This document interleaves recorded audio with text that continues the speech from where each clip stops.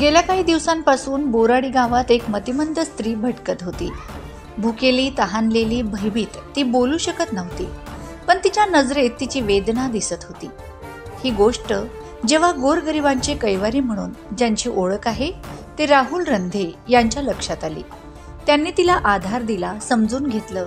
फक्त एवढंच नाही तर तिच्या घरच्यांचा शोध घेऊन तिला त्यांच्या स्वाधीन केलं.